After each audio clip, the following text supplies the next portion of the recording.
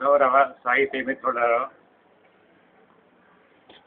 నేను ప్రస్తుతము నా కవితా రచన పైన నా అభిప్రాయాలను మీకు తెలియజేస్తున్నాను.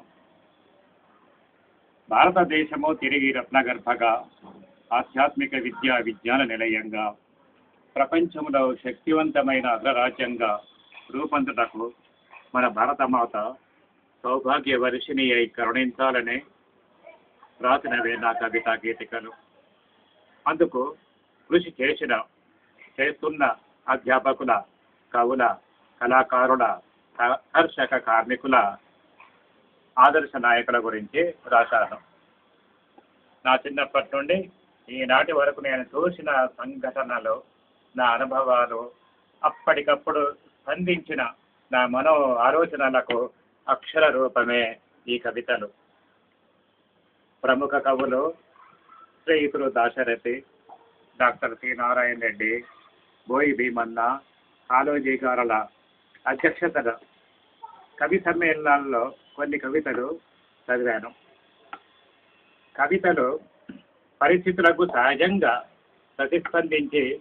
ప్రతిబింబించినవి కానీ కృత్రిమంగా కల్పించినవి కానే కాదు. హృదయం ద్రవించినప్పుడు, భావం వర్షించినప్పుడు, కద్దీలు స్రవించినప్పుడు, ఆనంద బాష్పాలు దారిన వేళ ఉదయించినవి నా కవితలు. సమాజంలో అవినీతిని, అన్యాయాన్ని రూపుమాపాలని, సత్యం, నీతి ధర్మాలకు ప్రతి భారతీయుడు విలువనివ్వాలని, కుల, మత, ప్రాంత, భాషా విద్వేషాలు విడనాడాలని హితవు చెప్పాను. యువతి యువకులు, విద్యార్థులు ఉత్తమ పౌరులుగా సమాజ సంస్కరణకై నడుము బిగించాలని, జాతీయ సమైక్యత, మన ఘన సంస్కృతి కాపాడి భారతీయులుగా బాధిల్లాలని, శాంతి సౌభాగ్యాలతో విలసిల్లి ప్రగతి సాధించాలని కోరిక. కాంతి కిరణాలకై శాంతి లతలు చిగురింపజేయాలి.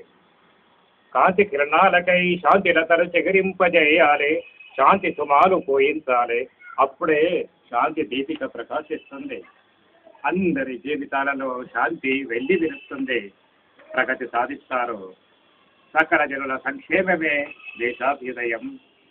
నీతి, నిజాయితీ, కరుణ, మమత, ప్రేమ భావాలే ప్రగతికి సోపానాలు.